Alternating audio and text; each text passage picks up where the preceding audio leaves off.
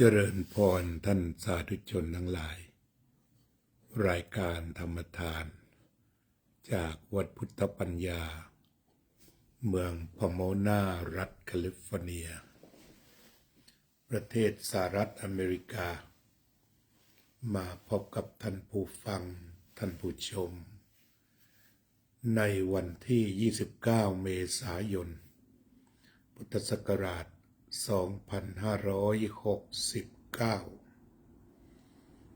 พี่น้องทางประเทศไทยหลายจังหวัดเมื่อวานนี้ก็คุยกันมาว่าเป็นวันที่ร้อนที่สุดในรอบ40 ปี140 ปีก็คงจะมีสถิติอย่างเป็นทางการในหลายจังหวัดในกรุงเทพมหานครรายงานล่าสุดก็คือมีเป็นพายุแต่ว่าไม่มีแนวโน้มว่าจะมีฝนทีนี้เมื่อพายุมาก็ฝุ่นคลักทำให้เป็นการกระจายฝุ่นไปมากกว่าแต่ถ้าว่าเมฆตั้งขาวดำทะมึน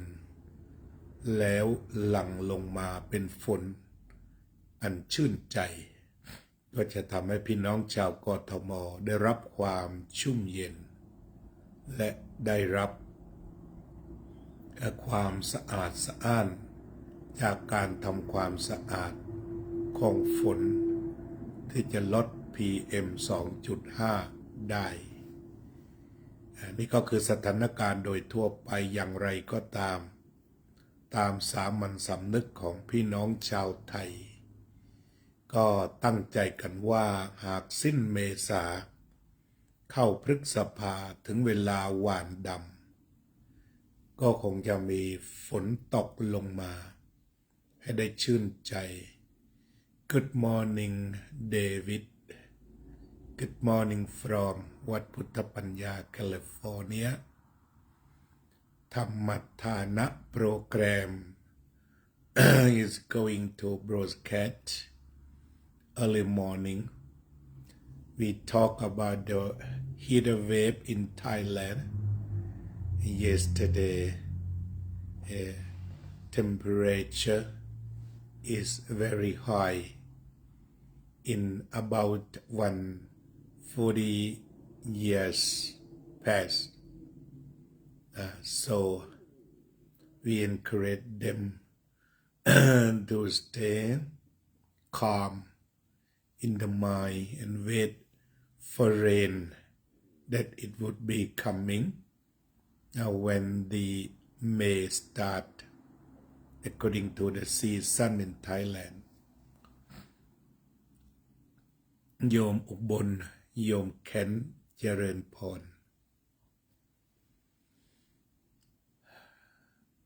โยมทิติมาน่าจะเดินทางวันนี้ใช่ไหมรู้สึกจะเดินทางจากประเทศไทยเข้าสู่สวิตเซอร์แลนด์วันนี้ใช่หรือเปล่าก็ไปซะ3 เดือนเต็มนะไปตั้งแต่กุมภาพันธ์มาส่งอาตมากลับอเมริกาโยมก็เดินทางกลับประเทศไทยหนีเย็นไปพึ่งร้อน ตอนนี้ก็ได้กลับมาหนีร้อนมาพึ่งเย็นทางสวิตหรือแถวยุโรปอากาศก็ดีโยมสุนิตวงศ์สุเทพทางหลังสวนเราก็น่าจะร้อนไม่ธรรมดาอยู่เหมือนกันในเขตภาคใต้ทางกรมประชาสัมพันธ์บอกว่าเป็นการร้อนหนักหน่วงในรอบ140 ปีก็ต้องเห็นใจส่งความเห็นใจเมื่อร้อนอย่างนี้ผลกระทบด้านน้ำที่จะต้องนำไปรดต้นไม้ต่างๆก็ติดตามมาใจเย็นแล้วก็แก้ปัญหาเฉพาะหน้ากันให้ดีที่สุดสุทธิพันธ์นุรักษ์ Good morning มหาจัญญาด็อกเตอร์ May the cause of heat come soon. May all be free from suffering.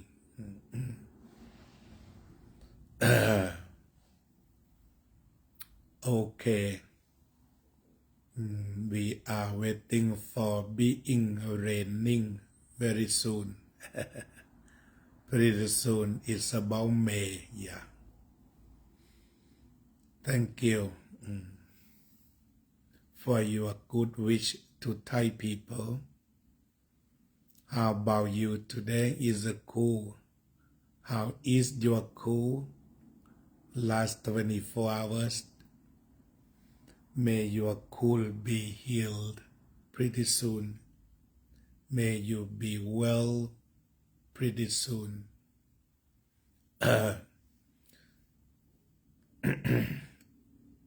What do you think about the speech of King Charles yesterday?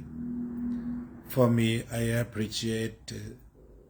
about his speech that make relationship between United States and United Kingdom to be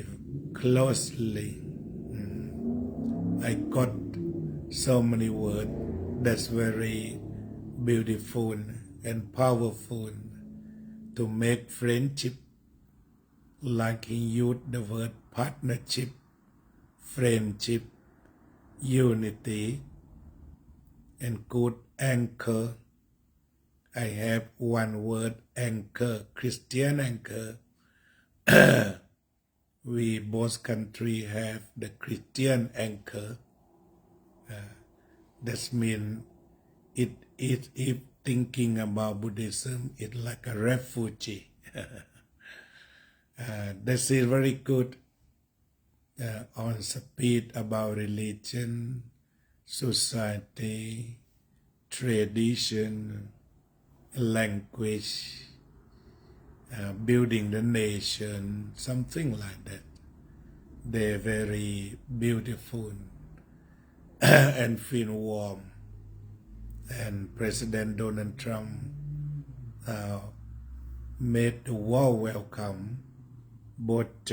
officially and on the street, to greet the people very warmly with smiling and feel fraternity. อันนี้ก็คุยกันเรื่องอากาศของเราก็หวังว่าฝนคงจะมาในไม่ช้า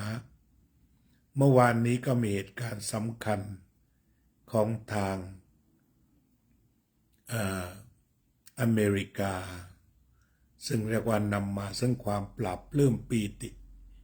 ของประชาชนชาวอเมริกาในทุกระดับที่ได้ชมข่าวการที่พระเจ้าชาญที่3เดินทางมาเยือนอเมริกาอย่างเป็นทางการท่านประธานาธิบดีโดนัลด์ทรัมป์ให้การต้อนรับอย่างดีเยี่ยมอย่างอบอุ่นท่านในเรื่องของสุนทรพจน์ที่ท่านกล่าวหยอกเย้าอย่างเป็นพี่น้องเหมือนกับว่าเป็นบ้านพี่เมืองน้องได้พบกันได้ร่วมมือกันสร้างความเจริญรุ่งเรืองกล่าวได้ว่าอาตมาเองก็พอฟังภาษาอังกฤษได้บ้างแต่ไม่ถึงกับ100%เมื่อวานก็นั่งฟังพระเจ้าชาร์ลส์ที่3เนี่ยได้กล่าวสุนทรพจน์ต่อสภาคองเกรสหรือต่อบรรดาสมาชิกสภาผู้แทนราษฎรและก็วุฒิสภารวมกันโดยท่านประธานสภาทั้งสอง นั่งอยู่บนบัลลังก์แล้วก็เปิดโอกาสให้พระเจ้าชาร์ลส์ที่3นั้นได้ยืนแบบปาฐกถาเราก็ได้ความรู้เยอะหลายสิ่งหลายประการของการต้อนรับแขกระดับยิ่งใหญ่แบบนี้Okay, very good for you to reflect. The words of the king are encouraging. I'm glad to see leaders call for peace. May peace and end war now. Follow the words. The words are words. Action is action. Very good. Could you please write again in the another angle or another dimension, like a society, tradition, language, even in religion, as I heard about that. Can you brief for me? I would like to read. โยมเดฟได้เขียนว่าพระดำรัสของพระเจ้าแผ่นดินชาญนั้นให้กำลังใจเป็นอย่างยิ่งกระผมดีใจที่เห็นผู้นำเรียกร้องเรื่องสันติภาพขอสันติภาพและสงครามจงยุติสันติภาพเกิดขึ้นสงครามจงยุติแล้วก็บอกว่าพูดคำของว่า words are words คำพูดคือคำพูด actions action but now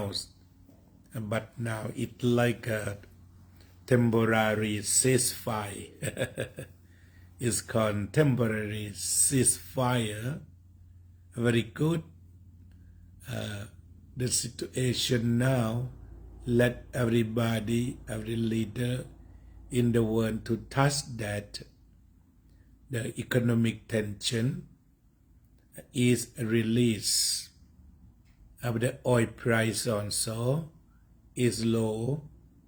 and can bring happiness to the people around the world. So when the great leader realized the truth that could you please try again to end up the war and start more peace. We can see the side of King Charles to support peace more than war. And very good for him, who's a peaceful man, to bring peace to Donald Trump. And if both of you who love democracy and peace can end up the war from visiting America, you are a hero of the world. you become our hero of the world. Will bring world peace. นั่นก็คือเจ้าชายชาร์ลส์ก็เรียกร้องสันติภาพด้วยเพราะว่าทางสภาของอังกฤษนั้นไม่มีมติที่จะร่วมสงครามกับโดนัลด์ทรัมป์แล้วก็พระเจ้าแผ่นดินก็มาเยือนกันในคราวนี้ด้วยก็เป็นอันว่าสัญลักษณ์ที่จะไปสู่สันติภาพน่าจะพอมองเห็นเรียกว่าแสงไฟริบหรี่ปลายอุโมงค์เราเรียกว่าเห็นแสงสันติภาพปลายอุโมงค์โยมไก่ดำพังงาเจริญพรแล้วก็สุนทรพจน์อีกอันหนึ่งก็คือพูดถึงความเชื่อมใจที่ใช้คำว่า anchor อาตมาก็รีบเปิด dictionary ดูก็เพิ่งจะได้เรียนรู้ว่าแปลว่าที่พึ่งทางใจ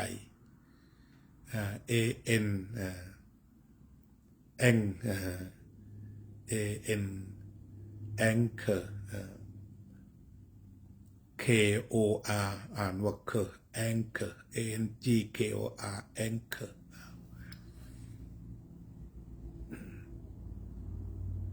อันนี้ก็ถือว่าเป็นอีกเรื่องหนึ่งที่ท่านได้กล่าวว่า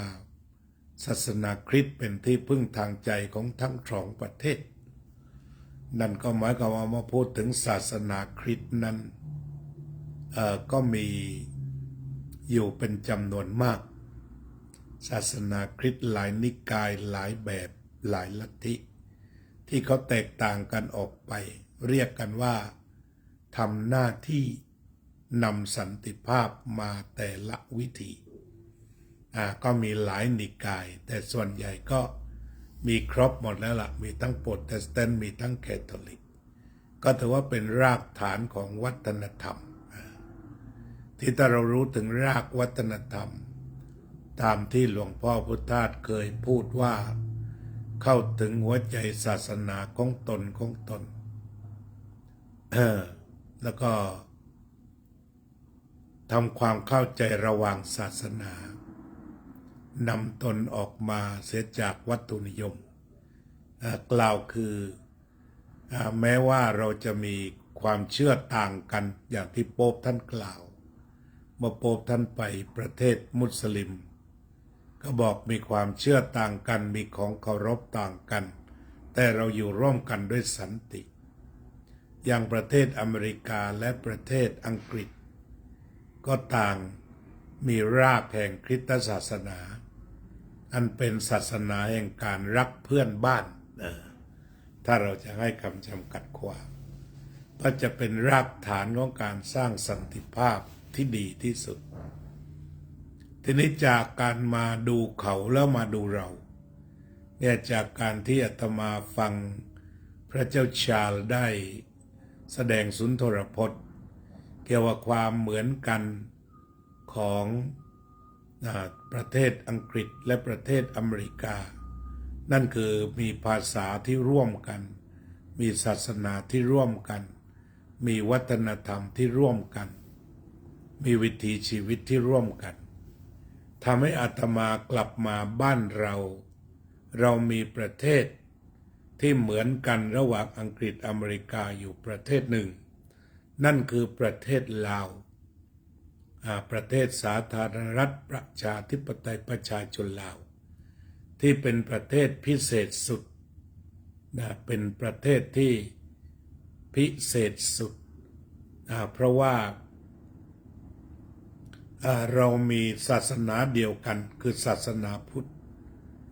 ที่ประเทศลาวกำลังฟื้นฟูทั้งศาสนวัตถุศาสนสถาน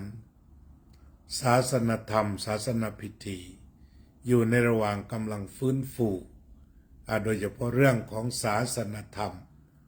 และการศึกษาที่แลกเปลี่ยนกันมาเป็นเวลาหลายปีโดยนักศึกษาลาวได้มาเรียนที่มหาวิทยาลัยสงฆ์ไทยจบไปหลายรุ่น King Charles called for peace as Supreme Governor of the Church of England. It echoed the universal tone of Pope Leo XIV. Both reflect right intention, compassion over power, calming suffering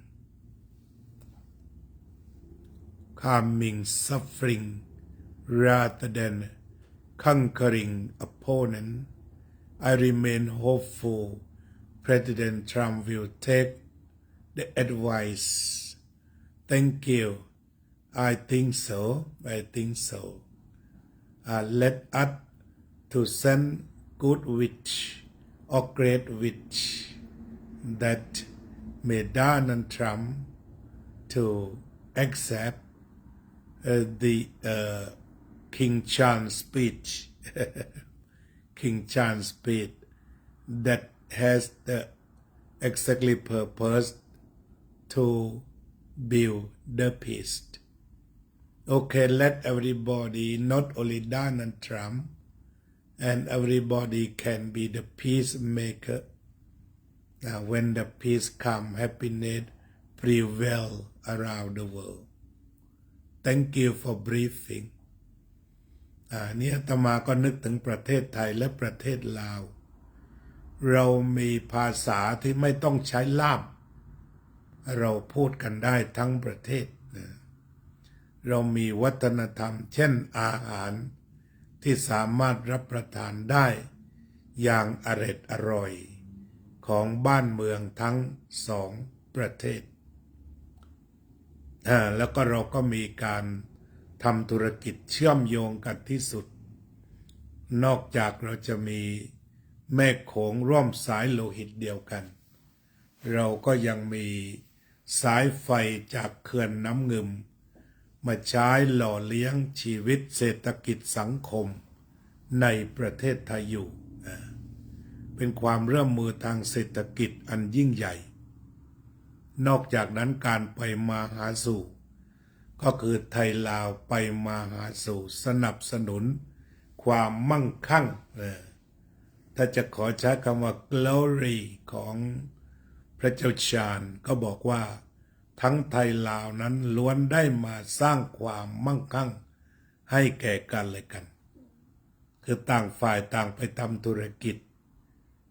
ทางฝั่งลาวเราก็มีผู้มาทำงานจำนวนมากทางฝั่งไทยก็ไปทำธุรกิจจำนวนมากทั้งสองประเทศก็สนับสนุนให้เกิดความ glory คือเจริญรุ่งเรืองทั้งในแง่ของเศรษฐกิจศาสนาและวัฒนธรรมเมื่อไม่กี่เดือนมานี้พระบาทสมเด็จพระเจ้าอยู่หัวรัชกาลที่10ก็ได้มีการเยือนประเทศลาวอย่างเป็นทางการพระองค์ได้กล่าวสุนทรพจน์ที่เรียกว่าสร้างความเป็นพี่น้องได้ดีก็บอกว่าเหมือนได้กลับบ้านเก่าเพราะสมัยที่ท่านเป็นมกุฎราชกุมารท่านก็เสด็จแล้วเมื่อกลับมาท่านก็มีเรียกว่าพระราชดำรัสหรือสุนทรพจน์ในการสร้างมิตรภาพบ้านพี่เมืองน้องอีกอย่างหนึ่งและเราก็มองเห็นว่าในช่วงหลังนั้นความสัมพันธ์ไทยลาวอบอุ่นและก็แนบสนิทดูได้จากสื่อพี่น้องไทยลาวก็สื่อสารกันอย่างเป็นมิตรภาพและอาตมาก็คิดว่ามิตรภาพแบบนี้จะต้องได้รับการสืบทอดจากคนรุ่นใหม่ที่เราจะต้องทำความเข้าใจถึงคุณค่าที่เรามีอยู่วัฒนธรรมสองฝั่งที่เรามีความเหมือนกันความเป็นอยู่ที่เหมือนกันเศรษฐกิจที่เอื้อเกื้อกูลต่อกันสิ่งเหล่านี้ก็นำให้พี่น้องไทยลาวร่วมมือเป็นหนึ่งเดียวกันสัมพันธ์เรามีภาษาที่ไม่ต้องแปลก็เกิดทำความเข้าใจมีรากเดียวกันอาจจะเป็นว่า Buddhist anchor นะ Common Buddhist anchor เรามีเครื่องยึดเหนี่ยวน้ำใจด้วยกันเรามีเครื่องยึดเหนี่ยวน้ำใจของกันและกันเดี๋ยวขออนุญาตนิดหนึ่ง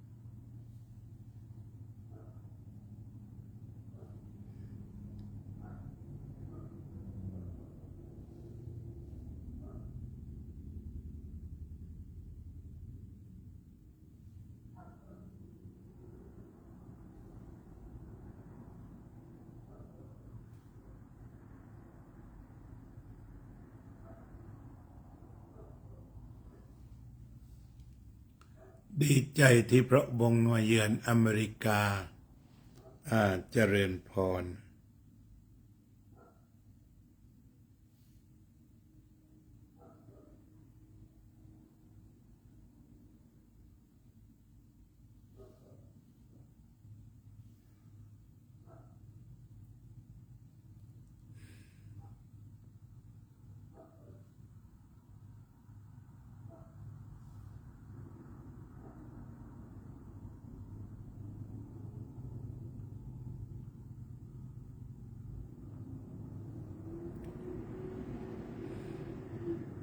โยมสุพรรณิกาชายาลักษณ์เจริญพร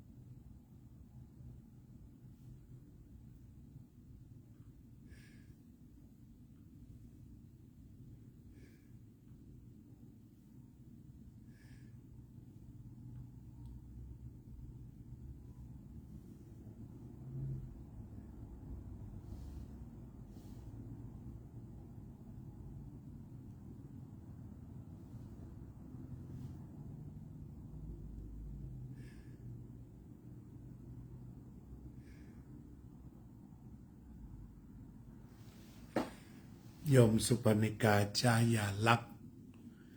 เราก็คุยถึงเปรียบเทียบความสัมพันธ์อเมริกันอังกฤษ ให้ได้ฟังกันทาง Google ก็ออกเยอะเลย ก็บอกว่าเป็นสุนทรพจน์ที่เป็นประวัติศาสตร์เลยทีเดียว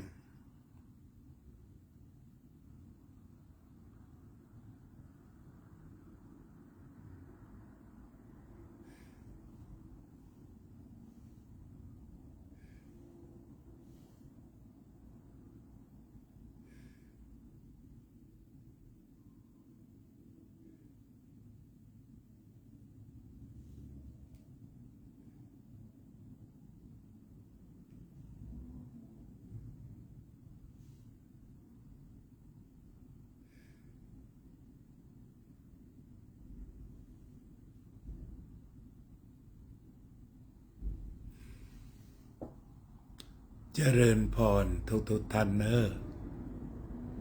เจริญพรเด้อ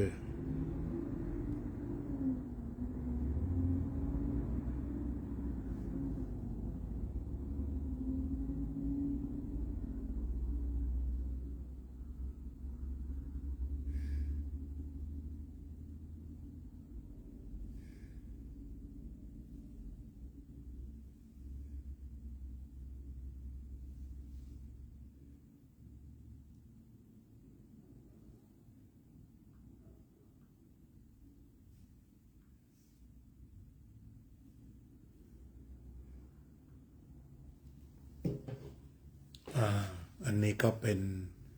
การเปรียบเทียบให้ได้เกิดความเข้าใจขึ้น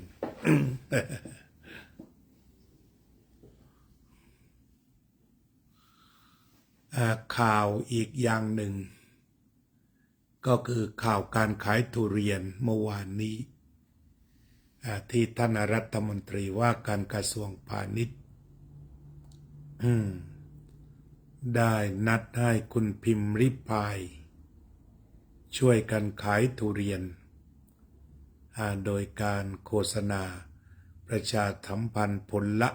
100 บาท1 ล้านผล ก็สร้างความฮือฮาสร้างความตื่นตัวเกี่ยวกับเรื่องของการที่จะค้าขายทุเรียนในรูปแบบต่างๆของทางประเทศไทยของเราหลังจากเรื่องนี้ออกไปทุกวงการก็ตั้งวงคุยกันเรื่องการช่วยขายทุเรียนให้ชาวสวนโดยหลายคนหลายหน่วยงานหลายความคิดก็ได้กล่าวถึงหลายมิติ โดยการที่จะกล่าวถึงในหลายมิติว่าจะสามารถช่วยได้อย่างไร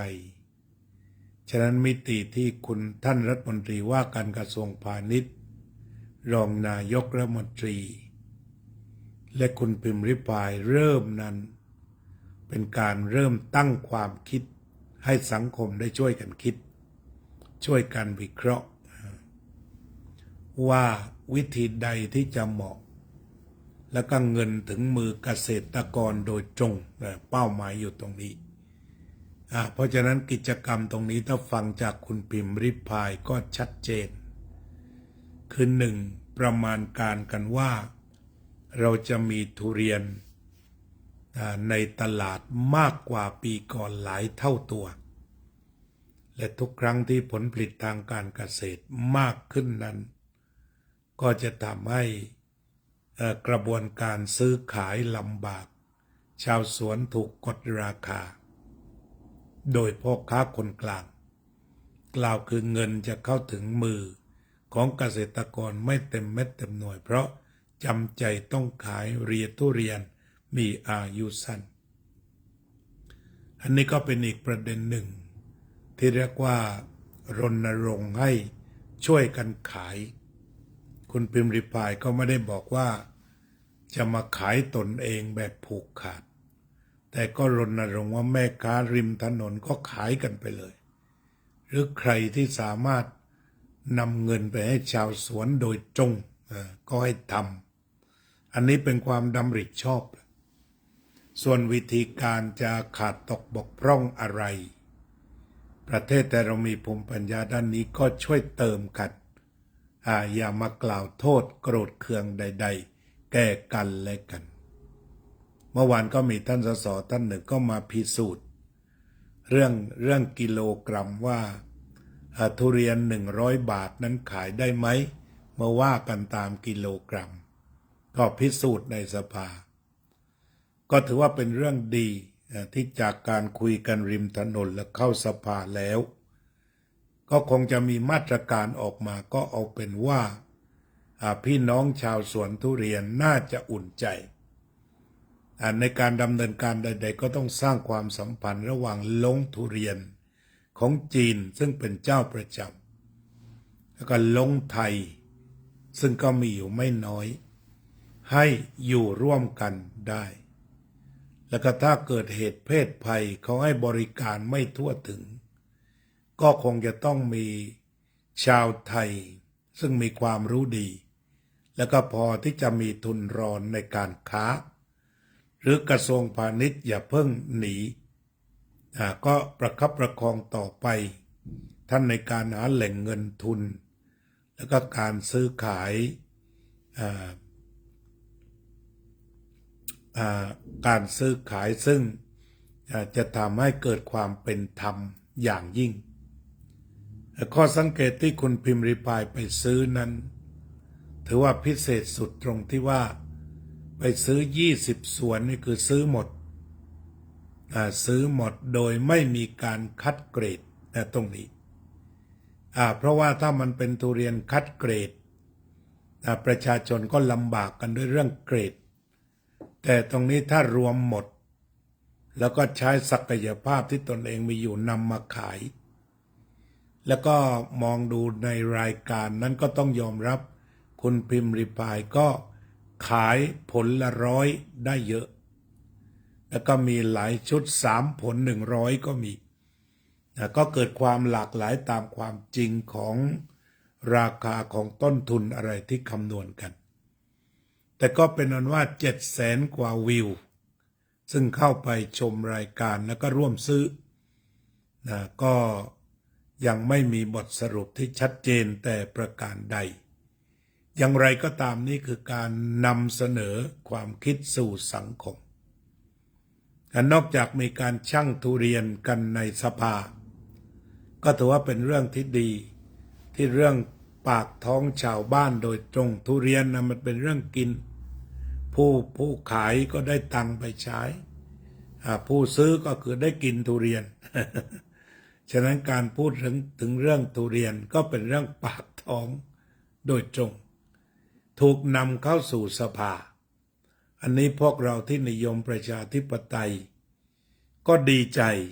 ที่เข้าถึงสภาแล้วแล้วก็ท่านสสที่ไวต่อความรู้สึกทุกข์ยากของชาวบ้านอีกท่านหนึ่งก็คือคุณหมอวรงค์เมื่อวานนี้คนอื่นก็เสนอเรื่องทุเรียนก็คงจะพอเพียงคุณหมอวรงค์ก็ได้เสนอถึงราคาข้าวที่ตกต่ำประมาณนี้ก็เรียกว่าอยู่เกวียนละ5 ถึง 6,000ไม่ถึงไม่เกิน 7,000 บาท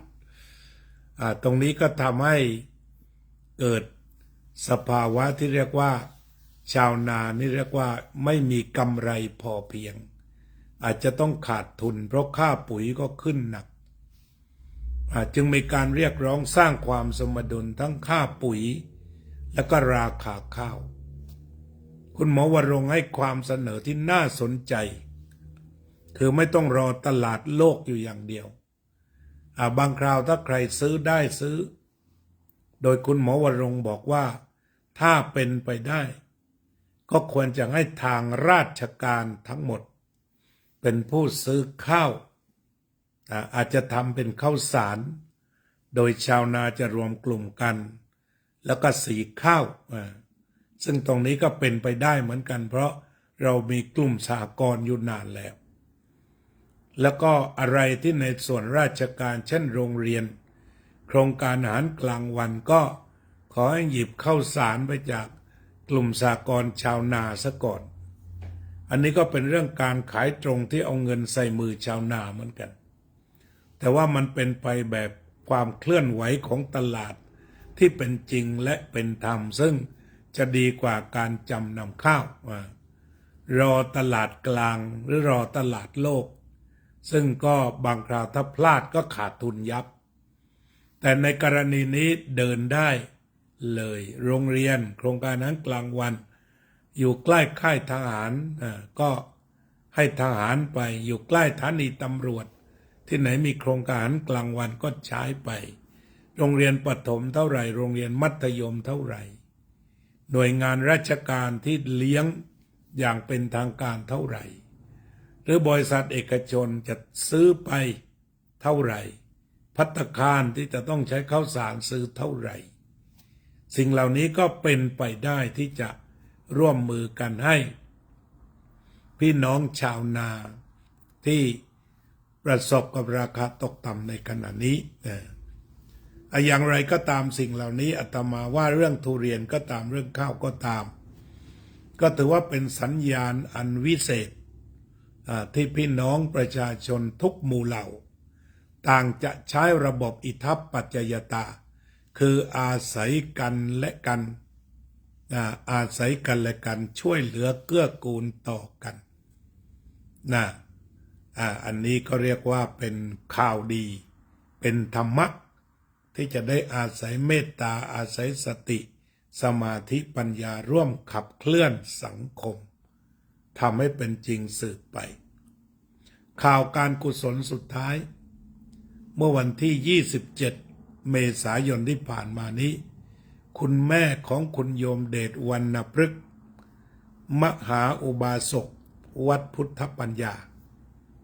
คณะกรรมการวัดพุทธปัญญาคุณแม่จันลาวรรณพฤกษ์ท่านได้ถึงแก่กรรมที่ประเทศไทยพอดีมันเป็นเวลาที่ฉุกละหุกที่สุดคุณเดชยังอยู่ที่นี่ก็จะทำการสวดอภิธรรมอุทิศส่วนกุศลให้คุณแม่วันนี้ที่วัดพุทธปัญญา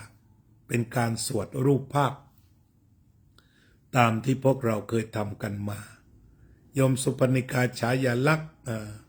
อาจจะติดงานมาไม่ได้โยมกัลยาบอกว่าเตรียมการแล้วมาแน่นอนก็อาจจะมาเป็นแม่งานเอาสัก10 โมงมาถึงวัดก็แล้วกันมาสัก10 โมงแล้วก็ได้ดูแลสิ่งต่างๆเป็นในฐานะแม่งานพี่เปิ้ลแล้วก็อีกหลายๆท่านก็ขอเชิญมาในวาระที่อุบาสกของเราต้องสูญเสียบุคคลที่รักที่สุดในชีวิตเราก็มาเป็นกำลังใจช่วยกันดูแลให้แก่กันและกันโดยเฉพาะคนที่มาวัดนานที่วัดพุทธปัญญาพวกเราก็มีความร่วมมือร่วมแรงร่วมใจที่จะดูแลเรื่องราวทุกอย่างยามที่มีความทุกข์ยามป่วยไข้หรือมีใครจากไปก็จะดูแลให้ดีที่สุดเท่าที่พระอาจารย์ได้พบคนเมื่อวานนี้ก็ได้บอกกันไปบ้างฉะนั้นวันนี้ถ้าโยมกัลยาเจอใครคุยกันซะอีกครั้งหนึ่งมีไลน์หรือมีอะไรของทางวัดก็ลองบอกอีกสักครั้งหนึ่งเพื่อพี่น้องหลายท่านยังไม่ทราบก็จะได้ทราบและมาร่วมแสดงความอาลัยของแก่คุณแม่จันลาและมาเป็นกำลังใจแก่คุณโยมเดชวรรณพฤกษ์ต่อไปวันนี้ก็คงจะนั่งสมาธิกันตามสมควร